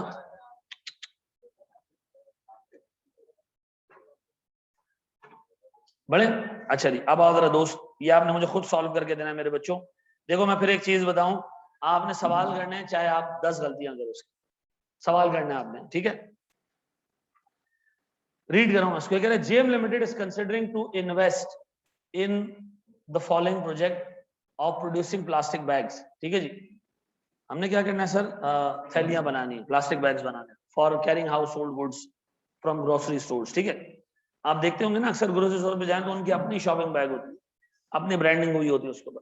हमने ये बना के देना है लोगों को, ठीक है। किसको बना के देंगे हम, हाउस होल्ड्स को या जो ग्रोसरी स्टोर है उसको? सीधी सी बात है, हमारा कस्टमर तो ग्रोसरी स्टोर है ना, ग्रोसरी स्टोर ने आगे लोगों को ये देनी, हमने तो नहीं देनी ना। अच्छा जी, इनिशियल इन्वेस्टमेंट कितनी है सर प्लांट एंड मशीनरी में? 16 मिलियन। मिलियन लिखने आता है? 16 के आगे 6 जीरो, ठीक है, ये मिलियन। डन। अच्छा, वो कह रहे पहले साल हमें 40 स्टोर मिलेंगे, कितने? 40 स्टोर मिलेंगे, और हर स्टोर हमसे कितने शॉपिंग बैग बनवाएगा? एवरेज 12,500। तो बताओ हम कितने कितने शॉपिंग बैग बनाएंगे सर पहले साल? 5 लाख शॉपिंग बैग बनाएंगे। डन। और हर एक अपने कस्टमर को हम बेचेंगे कितने में? 50 रुपए। इससे हमारे पास क्या आएगी? सेल जाएगी। इसी तरह सर मेरे पास ईयर 2 में इतने स्टोर्स होंगे, इतने शॉपिंग, इतने जो है वो एक एक स्टोर हमसे खरीदेगा, 55 रुपए का रेट। इसी तरह थर्ड और फोर्थ ईयर में भी मुझे पता है पूरे सेकंड पॉइंट से हमें सेल्स मिल जाएगी, पक्का? फिर वो कह रहे हैं वेरिएबल कॉस्ट पर यूनिट, यानी हम जो शॉपिंग बैग बनाएंगे 24 रुपए का हमें पड़ेगा अगर हमने 5 लाख यूनिट्स बनाए। कितने? 5 लाख बैग्स बनाएंगे, हमें एक बैग कितने का पड़ेगा? 24 का पड़ेगा। अच्छा, मुझे तो एक साल भी 5 लाख नजर नहीं आ रहे, 12,500, 15,000, 14,000, तो बहुत छोटे छोटे अमाउंट। नहीं सर, आप ये छोटे छोटे अमाउंट नहीं देखें, आप इसको नंबर ऑफ स्टोर से मल्टीप्लाई भी करें, ठीक है जी। अच्छा, वो कह रहे जी अप टू 500,000 आपको एक शॉपिंग बैग कितने का पड़ेगा, 24 का पड़ेगा। लेकिन अगर आप इससे आगे जाओगे, आप और ज्यादा प्रोड्यूस करोगे, तो आपका आगे का एक यूनिट 2 रुपए डिस्काउंट पे मिलेगा, यानी 22 रुपए का पड़ेगा। बेचेंगे कितने में? 50, 55, 48, 45। बनेगा कितने में? या तो 24 का बनेगा और थोड़ा आगे चले जाओ तो 22 का बन जाएगा। डन। फिक्स कॉस्ट 9 मिलियन है, फिक्स कॉस्ट 9 मिलियन है। वो कह रहे हैं इस 9 मिलियन में डेप्रिसिएशन शामिल है। भाई हमने थोड़ी लेनी है डेप्रिसिएशन, तो इसके अंदर डेप्रिसिएशन शामिल है 9 मिलियन में, तो आप क्या करोगे, इसमें डेप्रिसिएशन हटाओगे। क्यों? क्योंकि इनिशियल आउटले ले लिया तो अब डेप्रिसिएशन का कोई जवाब नहीं बनता। फिर वो कह रहे भैया हमारे पास जो डिस्काउंट रेट है वो 12% है। क्या जनाब? वो कह रहे टैक्स इग्नोर करें और एनपीवी निकाल दें। शाबाश, टैक्स इग्नोर करें और एनपीवी निकाल दें। जी मेरा बच्चा,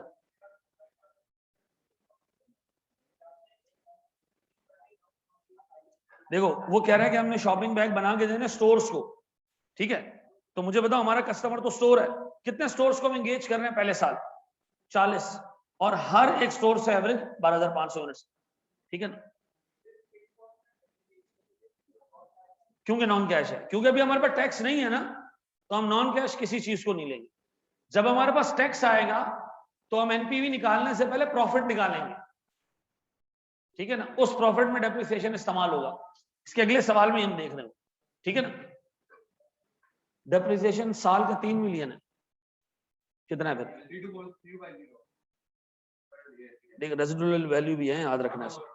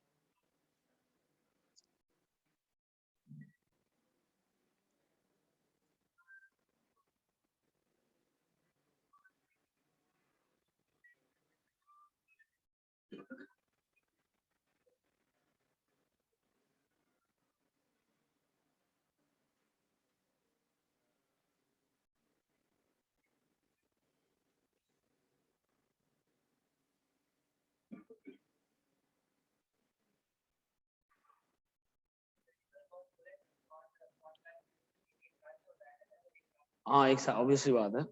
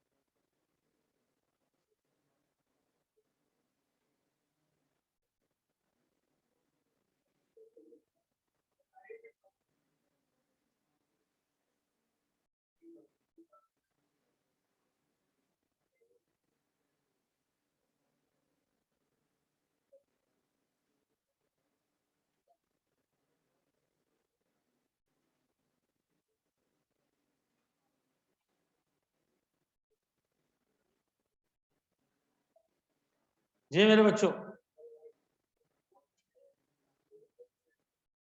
वेरी गुड बेटा, बिल्कुल सही कह रहे हो बेटा। फिक्स कॉस्ट के बारे में जिस बच्चे ने बात की,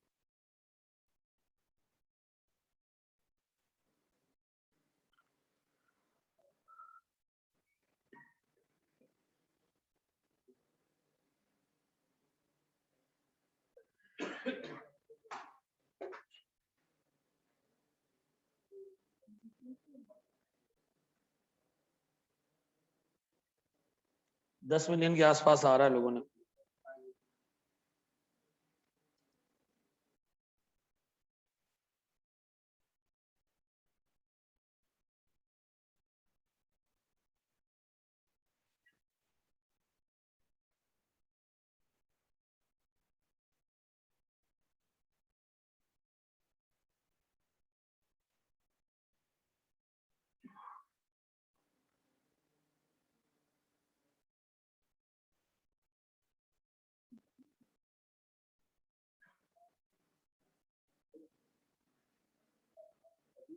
जी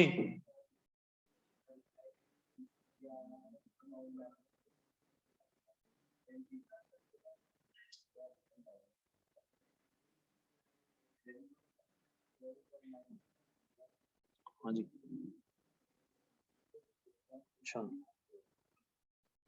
4:15 का बोला है, 5:15 हो गया, अभी तक नंबर नहीं।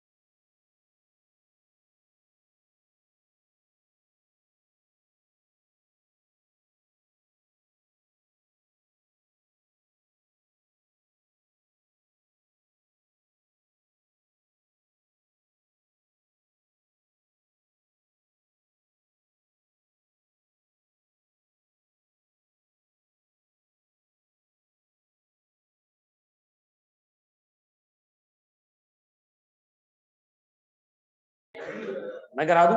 नहीं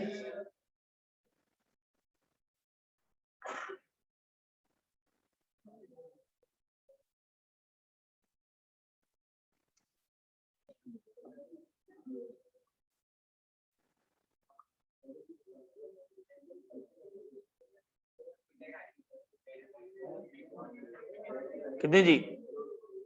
11.9, किसी की 10.29 आ रही है। 10.29 413। अच्छा जी, हर एक का अपना अपना आ रहा है।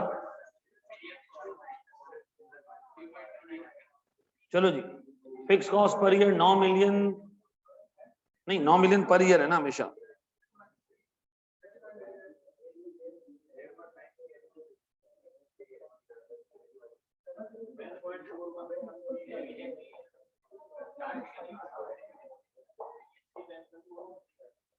जी मैं कराऊं? अच्छा सबसे पहले देख लें सर, इसको मैं करवा रहा हूं, यहां देख लें। पहले तो आप एक काम करें, नंबर ऑफ यूनिट्स यही खड़े खड़े निकाल लें बराबर में। सर 40 इंटू 12,500, 45 इंटू 15,000, कितना यूनिट्स कितने हैं? 5 लाख। फिर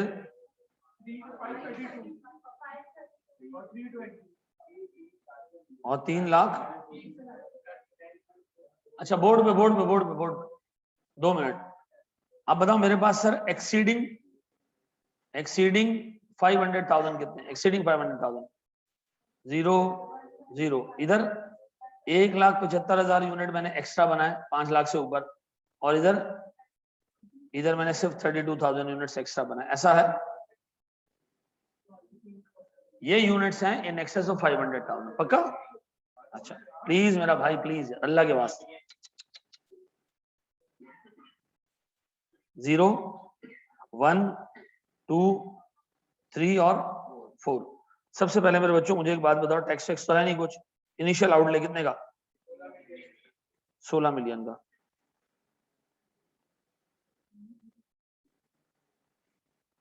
अब बताओ सेल्स कितनी है मेरे पास पहले साल? सेल्स होंगी सर मेरे पास 5 lakh units multiply by 50। 5 lakh multiply by 50 कितना? 25 मिलियन। सर फिर 675 मल्टीप्लाई 55, 125 मिलियन। 37 पॉइंट।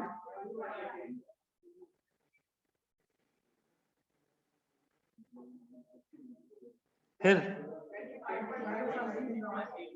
सर मेरे पास 532 मल्टीप्लाई 48 कितना? 255। यार मैं सिग्निफिकेंटली डिस्टर्ब हो रहा हूँ यार जी।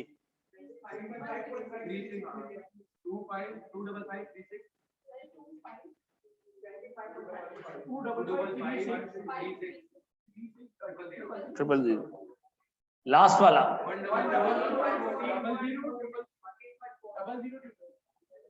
चलो जी सर, मेरे पास ये आ गया। अब वेरिएबल कॉस्ट। अब देखो वेरिएबल कॉस्ट के लिए थोड़ी स्ट्रगल करनी है। देखिए कहां कहां पर आप 5 लाख से आगे गए हो, यहां और यहां।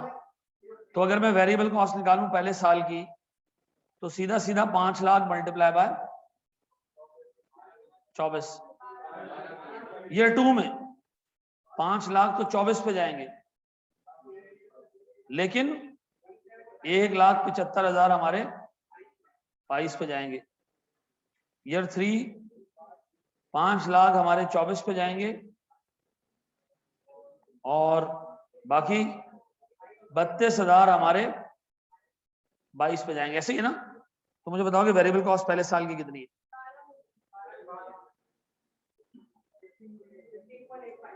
15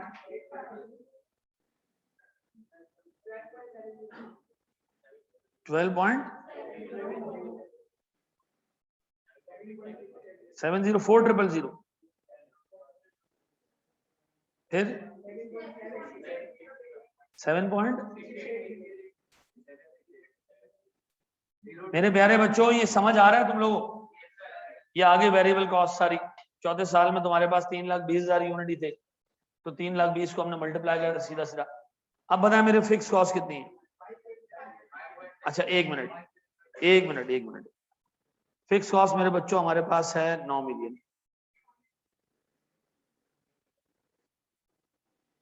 इस 9 मिलियन में डेप्रिसिएशन शामिल है। सर डेप्रिसिएशन कितना है? सर मेरे पास एसेट की कॉस्ट कितनी है?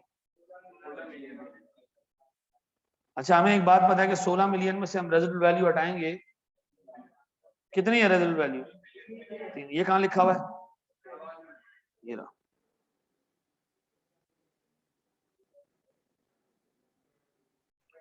और मैं इसको डिवाइड कर दूंगा किससे? 4 साल से। तो बताओ डेप्रिसिएशन कितनी आ जाएगी? 3252।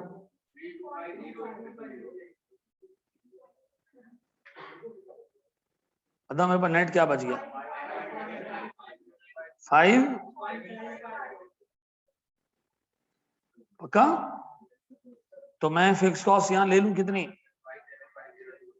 5750।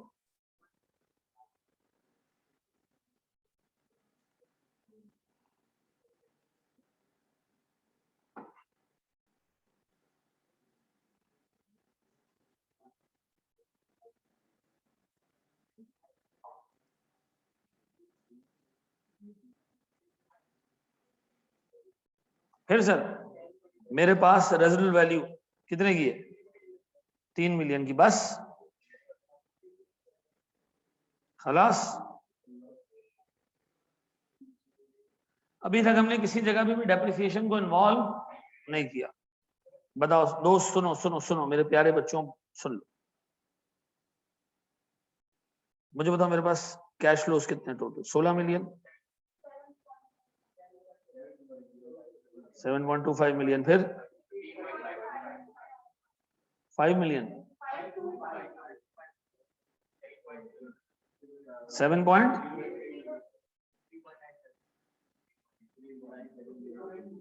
3.97 मिलियन।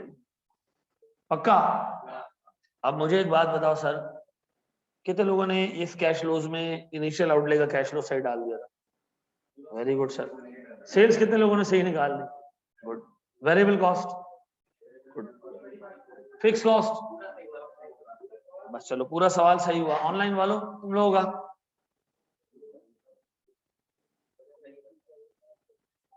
चलो जी very good sir. Fix cost में मिस्टेक की, चलो कोई मसला नहीं है। चलो जी सर, प्रेजेंट वैल्यू कितने जी?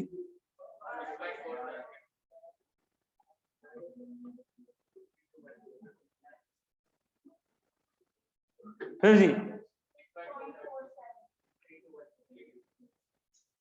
6.47, 3214। हाँ ये तुम लोग ने जो शॉर्टकट मारे हुए ना जी। पूरी कॉस्ट को 22 से नहीं लिखा हुआ है ना, देखो अंग्रेजी पढ़ लिया करो। वो कह रहे जनाब all unit beyond this threshold would be available at a discount of 2 rupees. All units beyond 5 lakh, ठीक है, उस पर आपको डिस्काउंट मिलेगा, ठीक है ना। अब बताइए ये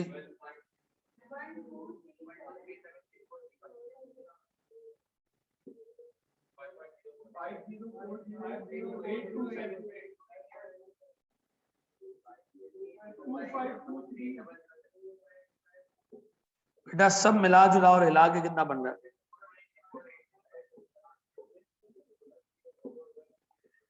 एनपीवी कितना?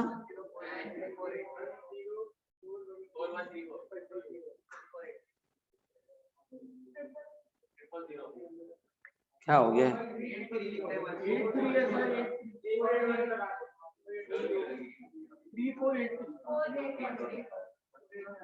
8183 की बात, कितने लोगों ने सही कर लिया?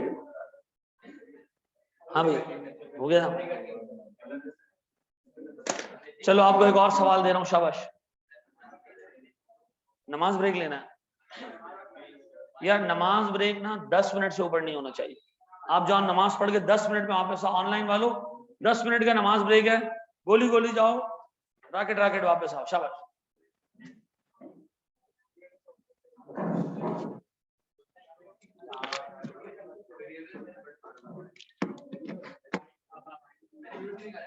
वैल्यू मिलियन में भी ले लो तो कोई मसला नहीं है।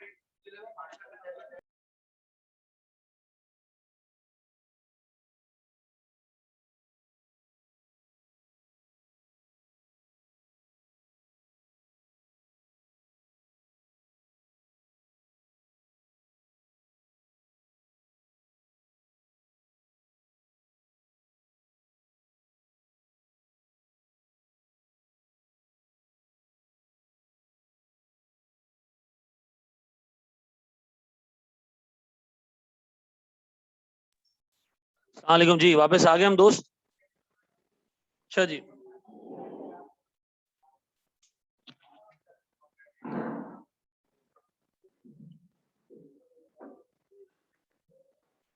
अच्छा जी, मुझे एक चीज ये बताएं सर, मैं आपको एक और छोटा सा क्वेश्चन दे रहा हूं। अगेन इस क्वेश्चन में मैं कुछ टांगे काट के आपको सवाल दूंगा, पूरा सवाल नहीं दे रहा, टांगे कटी भी आपको दे रहा हूं सवाल, ठीक है।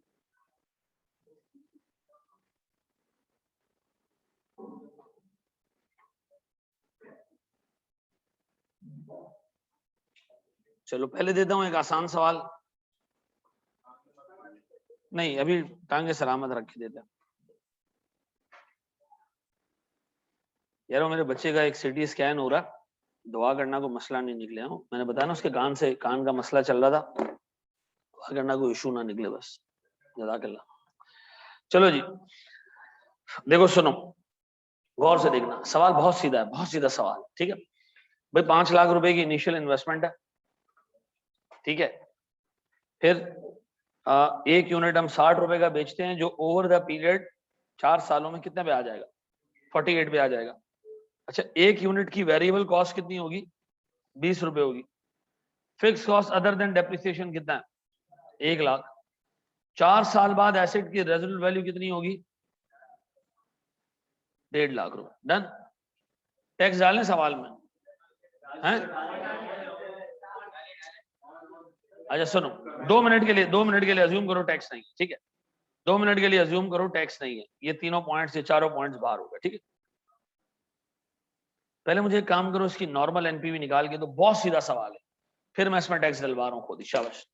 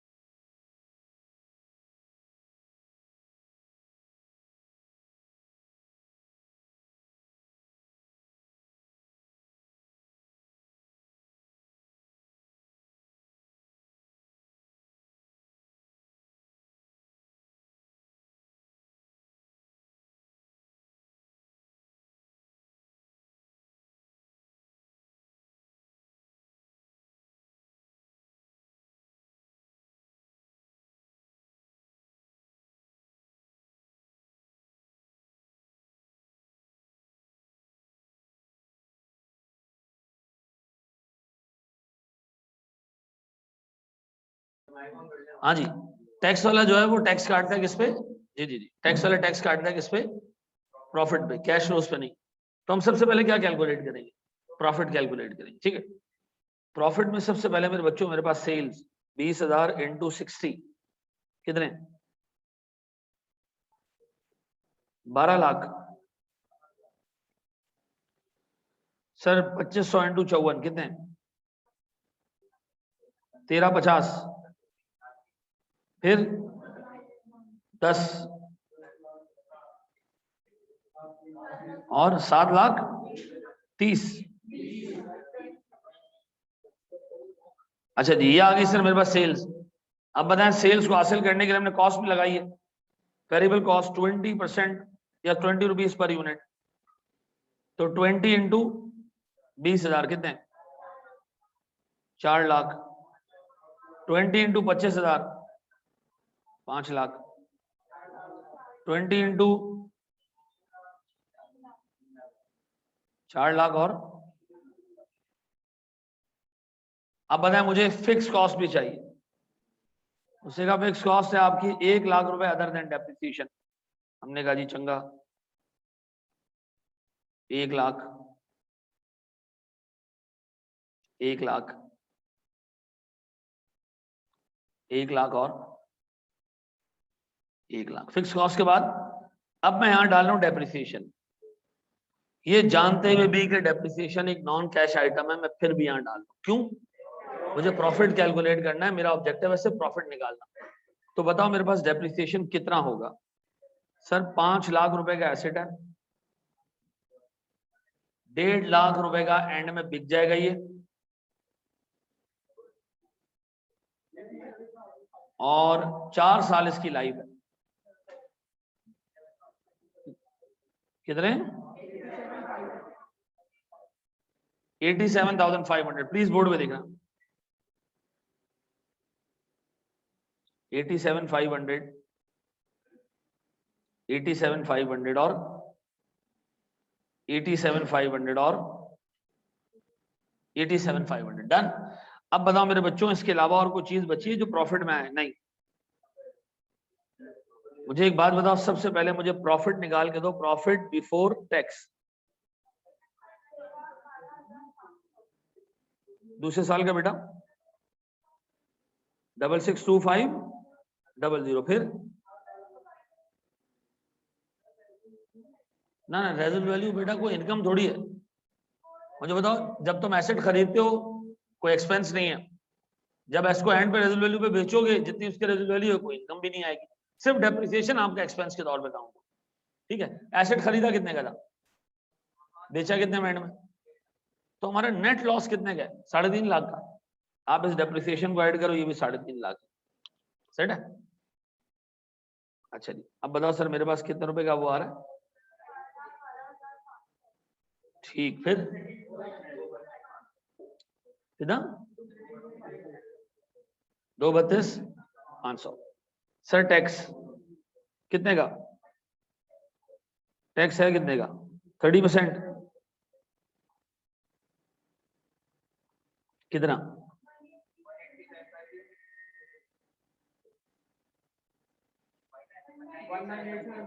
198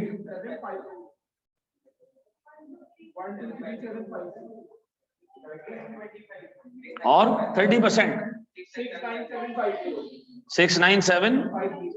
अब बताओ सर मेरे पास से टैक्स कट गया। अब बताओ सर हमारे पास जेब में कितने पैसे बचे? बोर्ड पे कितने? 428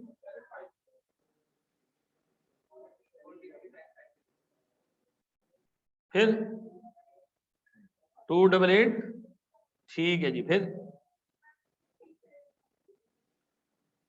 अच्छा ये बच गया सर मेरे पास। कौन सी क्या चीज बची है? प्रॉफिट।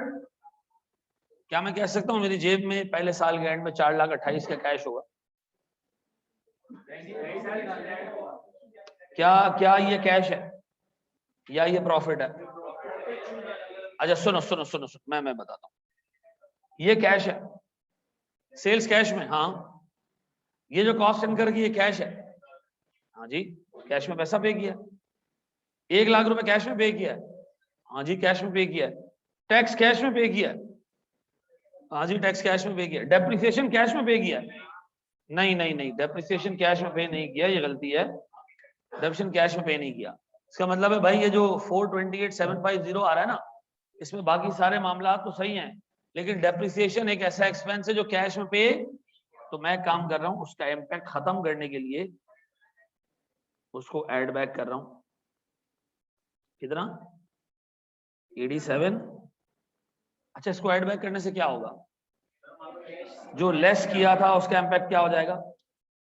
तो फिर लेस ही क्यों किया था जब ऐड ही करना था? सर प्रॉफिट निकालने के लिए, ताकि उस पर टैक्स पे कर सके। टैक्स निकल आया, ऑब्जेक्टिव अचीव। हाँ बोलो।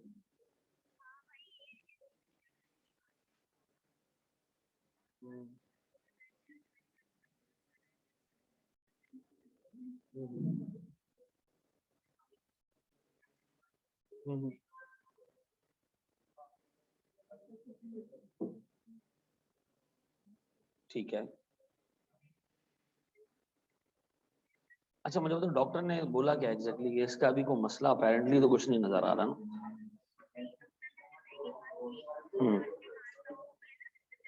हाँ हाँ हाँ हाँ हाँ हाँ हाँ। हम्म। नहीं। हम्म।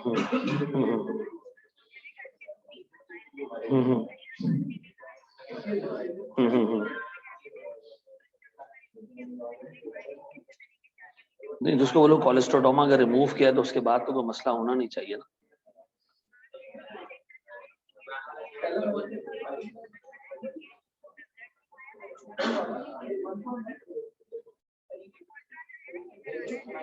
हाँ हाँ हाँ ठीक है, कोई मसला नहीं।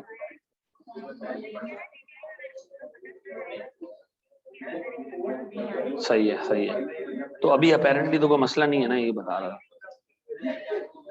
चलो ठीक है। ठीक है ठीक। अच्छा तुमने उससे पूछा कि जब इतना बड़ा ऑपरेशन हो गया तो उसके बाद तो कोई कॉम्प्लिकेशंस नहीं होनी चाहिए?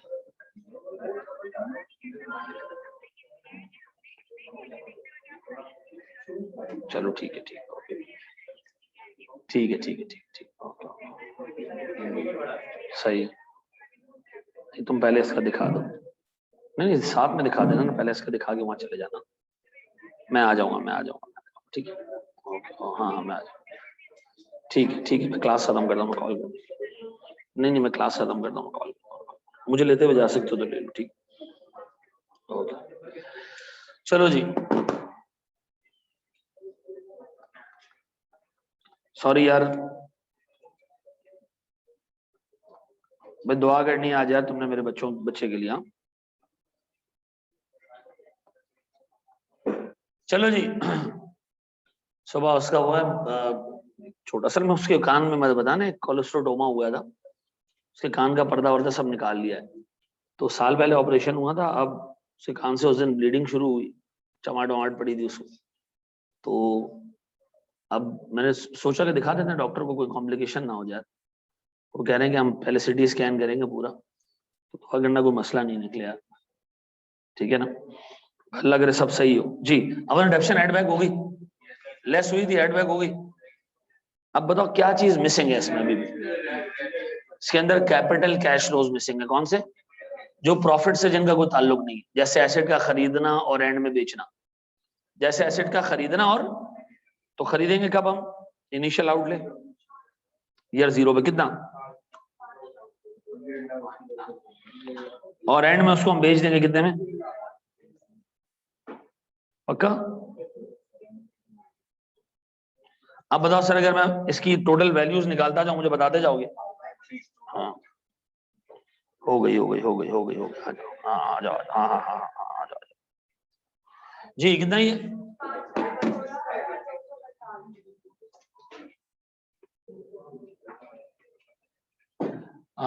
हमने सीएमए में डेप्रिसिएशन की फिगर पे 30% लगा के लास्ट में ऐड करवा दिया था। देखो यार अभी हमने शॉर्टकट नहीं सीखे, ठीक है? अभी हम सीख रहे हैं एक नॉर्मल तरीके से एनपीवी कैसे निकलती है। अभी हम सीखेंगे 2-3 किस्म के शॉर्टकट्स, ठीक है? जो आपको जब 100% पता हो ना सवाल में, मुझे तो किसी से लॉस आया इधर, अगर लॉस आएगा ना तो मामला चेंज हो जाएगा थोड़ा सा, ठीक है। फिर आपको अजम्पशन लेनी पड़ेगी। क्या चीज? कि लॉस पे टैक्स नहीं होगा, लॉस कैरी फॉरवर्ड होगा, या इस प्रोजेक्ट का लॉस किसी और प्रोजेक्ट के प्रॉफिट से सेट ऑफ कर सकते हैं, ठीक है ना। तो ये हमने अजम्पशन लेनी होगी।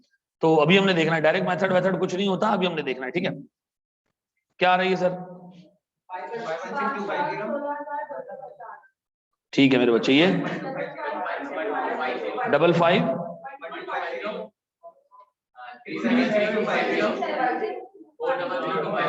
376 फिर। अच्छा मुझे एक बात बताओ, मैंने सारे कैश फ्लोज रखे, अब इसमें कोई नॉन कैश आइटम नहीं है। जो नॉन कैश था वो एड बैक हो गया, सॉरी कहां चला गया भाई, वो एड बैक हो गया, क्या हो गया, खत्म हो गया, ऐसा पक्का जी। अब बताएं सर, अगर मैं प्यारे बच्चों, मेरे प्यारे बच्चों, इसकी एनपीवी निकालूं 5 लाख। जी मेरा बच्चा, यार 1 मिनट, उसको हाँ हाँ हाँ स्टार्ट पे लिया ना मैंने। अच्छा यहाँ ऊपर यहाँ क्या रहे हो, टैक्स की कैलकुलेशन में इंक्लूड हो जाता ना। सबसे पहले मैंने क्या निकाला, प्रॉफिट निकाला। यहां तक मैंने पहले प्रॉफिट निकाला ताकि मैं क्या लगा सकूं, टैक्स लगा सकूं। जब टैक्स लग गया, प्रॉफिट कंप्यूट हो गया, अब मैंने कहा सबसे आखिर में क्या ले लो, कैपिटल कैश फ्लोज ले लो, ठीक है। अच्छा जी, अब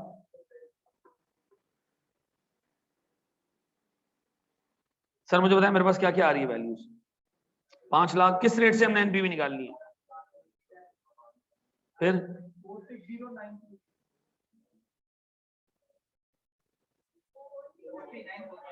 439 जी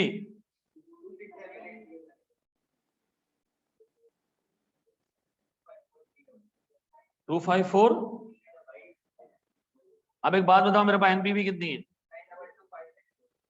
9225। हाँ भाई, किसी की 1.37 जो आ रही थी वो टैक्स के बगैर थी, ठीक है। अब बताओ सर, अगर टैक्स आएगा तो मुझे क्या करना पड़ेगा, डेप्रिसिएशन भी लेना पड़ेगा, क्योंकि मुझे पहले क्या कैलकुलेट करना है। अच्छा एक दफा पेपर में आ गया सवाल, उसमें टैक्स नहीं था, एग्जामिनर ने लिख दिया कि हमने डेप्रिसिएशन कैलकुलेट करती है। वो जब टैक्स नहीं है तो कैलकुलेट क्यों करती है, उसकी मर्जी। हम अपने एनपीवी की कैलकुलेशन में उसको, अच्छा उस जंगली ने क्या किया, माइनस कर दिया, फिर टोटल निकाला, फिर निकाला टैक्स 0,0,0,0 और फिर ऐड कर दिया। तो ऐड करने के बाद उसने देखा यार ये तो वही सीन हो गया, सारी चीजें वैसी हो गई। तो अल्लाह के वास्ते ये 1.5 होशियारी नहीं करना, ठीक है जी। जी सेट हो गया। अब एक बात बताएं सर, अब मैं आपको दूं एक तगड़ा सवाल है, या पहला दिन है और तुम लोग अभी थक गए हो है?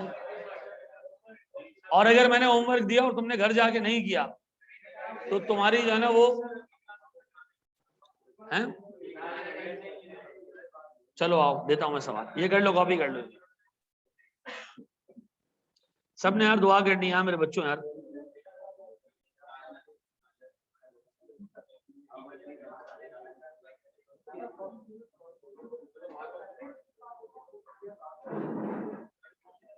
रुको तो सही, होमवर्क दे रहा हूं। देखो एक बात याद रखो, हमने अभी तक सवाल कोई ऐसा नहीं देखा जिसमें किसी साल में लॉस आ रहा हो। जब लॉस आएगा फिर हमने डिसीजन लेना होगा, ठीक है जी। तो मैं शॉर्टकट मेथड इसलिए यूज नहीं करवाता, ठीक है।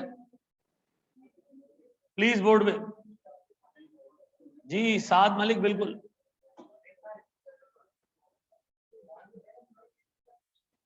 अच्छा भाई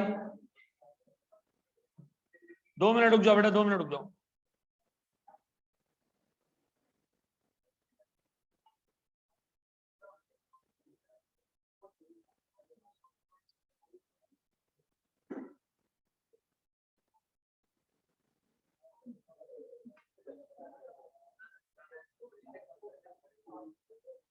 सुनो जरा दोस्त, सुनो, ए प्यारे बच्चों, ए बच्चों, बोर्ड में देखो। सवाल ये है कि भाई एक केबल ऑपरेटर हम बनने जा रहे हैं कराची में, और हमने क्या किया, 26 लाख रुपए का लाइसेंस लिया। इस लाइसेंस की 5 साल बाद रेजल वैल्यू क्या होगी, लाइसेंस की वैल्यू तो 0 होगी ना, वो लाइसेंस है कोई मतलब कुर्सी टेबल थोड़ी है, सोफे किसी को बेच दोगे ऐसा।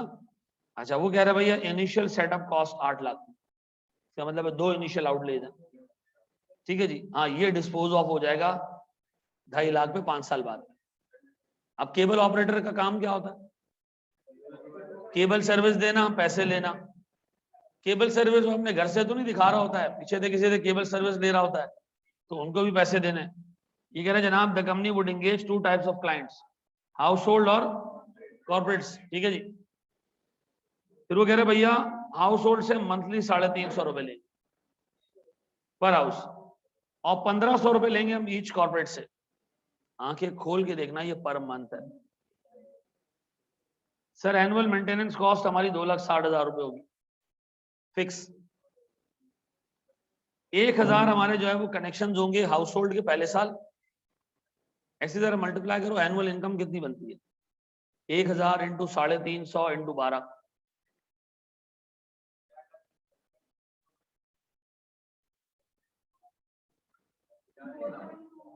4.2। तू डुबो दे केबल वाले को है। अब एक बात बताओ, 250 कनेक्शन कॉर्पोरेट गए तो 250 इंटू 1500 इंटू 12, तो ठीक ठाक पैसा है इस काम में ऐसा। फिर उसने कहा हर साल डिमांड 5% बढ़ेगी हाउस होल्ड के लिए, यानी ये कस्टमर हर साल बढ़ेंगे। ये पहले साल के कस्टमर है, तो दूसरे साल, तीसरे साल, चौथे साल में तुमने बढ़ा देना, 5वें साल में ऐसा। फिर वो कह रहे भैया 40% ऑफ अर्निंग्स जो कमाओगे 40% आप क्या दे दोगे उसको, जो आपको ब्रॉडकास्टिंग सर्विसेज दे रहा है, ठीक है ना। डेप्रिसिएशन इफ एडमिसिबल, और डेप्रिसिएशन आपने क्या करना है स्ट्रेट लाइन बेसिस पे लेना। किस किस का? लाइसेंस का, और ऐसा 12% रेट है, टैक्स रेट 25%। आपने एनपीवी कर निकाल के आना, ठीक है जी। थैंक यू वेरी मच जी, अल्लाह आपको खुश रखे।